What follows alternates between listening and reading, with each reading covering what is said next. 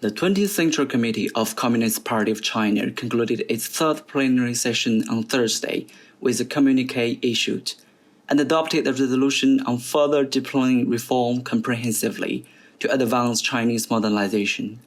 About the third plenary session, new quality productive forces, globalization and more, SFC journalists had a special dialogue with Danny Quah, Dean and Li Ka Shing Professor in Economics, Li Guangyao School of Public Policy, National University of Singapore. Let's listen to his insights. I think the third plenum is going to be a significant marker in how China sees its economy transition even more into a space of renewables, into a space where the jobs, hundreds of millions of jobs created, can no longer come from manufacturing because manufacturing has such high productivity and such exacting standards that only robots can keep up now. Creation of new jobs will have to take place in the service sector. How we create them in high value added services is a challenge. So I'll be looking for how the third plenum brings out China's plans in this direction. And of course, what China intends to push even more on in terms of building out renewables energy, moving away from fossil fuels. I think be very clear about the areas where markets and competition needs to determine outcomes. But don't get carried away with the idea that markets and competition will be able to do everything. A clear area where they are not successful is starting new industries, bringing totally revolutionary new ideas to allow companies to be able to leverage and build on. Markets don't do very well in creating entire new domains. So for that, we need some kind of foresight and we need some kind of centralization still. Getting that balance right is very tricky, but focusing on getting that balance right will have large payoffs. I think the high-quality productive forces that are new are basically of three kinds everywhere in the world, not just in China, everywhere. One is using the renewables industry as opportunity.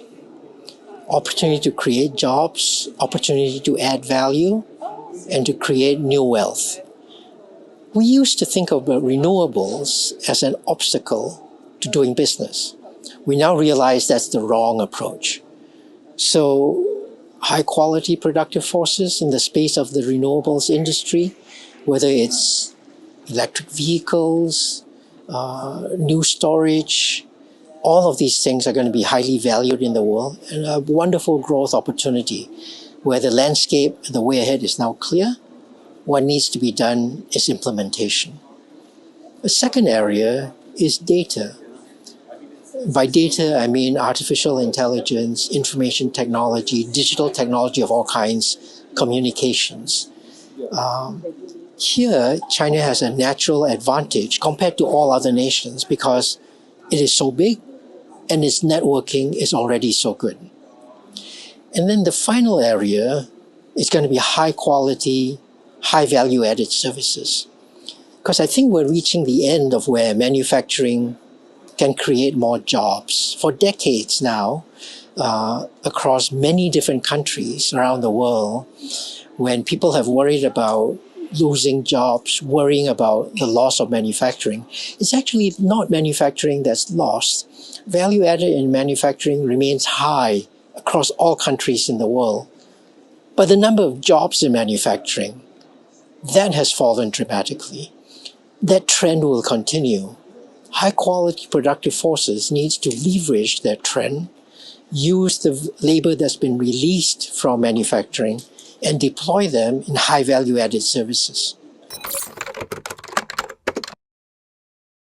Let me say that many countries in the world want more trade. That is to say, they realize that trade is what will allow them to continue to bring prosperity to their people. Singapore and China are two of them, but there are many others. We've come through a period of hyper-globalization. And in this period of hyper-globalization, two ideas drove it. One was economic efficiency is important.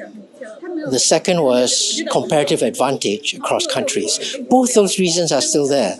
But there's a third factor that has shown up. And that is that when we open an economy to trade, the prices of goods change. Some goods rise in price, some goods fall. And when these things happen, some parts of the population will have their livelihoods disrupted. The reason that there's a halt, potentially, in the drive to globalization is that these people whose lives have been disrupted have come upon greater voice. They're politically more powerful, more pivotal. And that's changed the way the world treats globalization. So your question, how do we continue a good trend on globalization, is we have to figure out how to take care of these people. We have to figure out how to make them feel comfortable with the ongoing increase in trade. We have to make them feel included in the process of globalization. If we can do that, then prosperity in the world will continue to grow. I think the relations have always been strong because we see lots of possibility for collaboration and lots of possibility for productive exchange. We have traded ideas, traded technology. China is very far ahead in some dimensions. In some other dimensions, Singapore has been extremely successful in the world. There's still lots of opportunity for learning from one another. I think that we recognize that these are two different sovereign nations. Each has its priorities, but both also see gains from continuing to collaborate with one another. Provided we can keep that conversation going, I think the future is an optimistic one. I think, ASEAN is a body that brings together 700 million people that are very diverse, that contain within it hundreds of millions of Muslims, of Buddhists, of Christians and Hindus, many different faiths and many different attitudes. I think that the connection between Singapore and ASEAN will remain strong because it is by being part of this larger group that all of us will be able to have a more credible, more audible voice in global affairs. China is pushing the world's frontier in information technology, in communications, artificial intelligence. Together with Singapore, these are two leaders, China and Singapore are two leaders in fintech experimentation. China has huge comparative advantage in the quantity of data it is able to deploy and build smart cities, smart institutions. Singapore being small, is nimble and innovative. So I think that there are many different areas where we can be collaborative. Both nations feel strongly that we need to move into the knowledge economy, digital economies, and by pushing on that frontier, continuing to build institutions that benefit our different peoples, there's a lot of upside to be developed still in this relationship. I think of the Belt and Road Initiative as a minilateral arrangement. Ideally, the whole world comes together in a multilateral type of platform, but multilateralism is becoming more and more difficult to maintain. Different parts of the world feel that they are no longer benefiting as much as they used to from the multilateral system.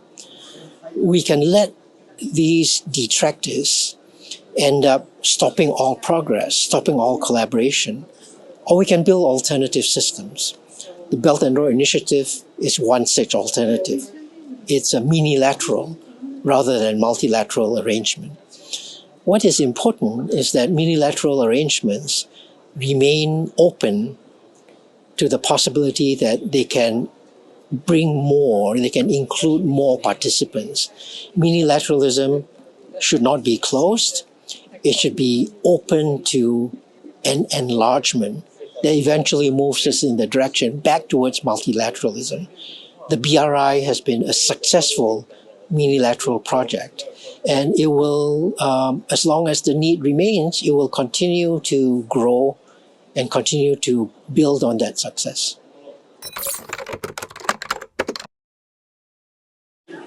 I think there are some parts of relationships between great powers that are now locked into zero-sum thinking.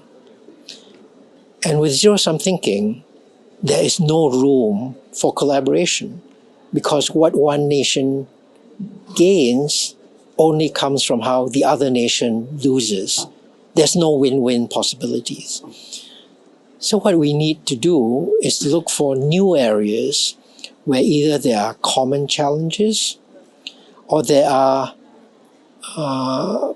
options, possibilities where progress for one does not harm the other.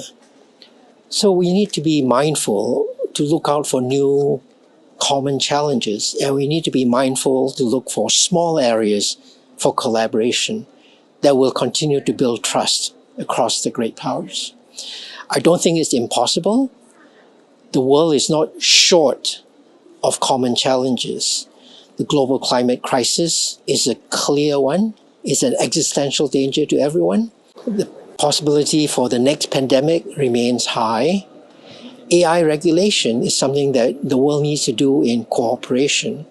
But AI regulation often veers into conversations about security, about national security. And there it becomes more clearly zero-sum. So we need to separate these problem domains, work on the ones that are clearly beneficial, win-win possibilities for everyone.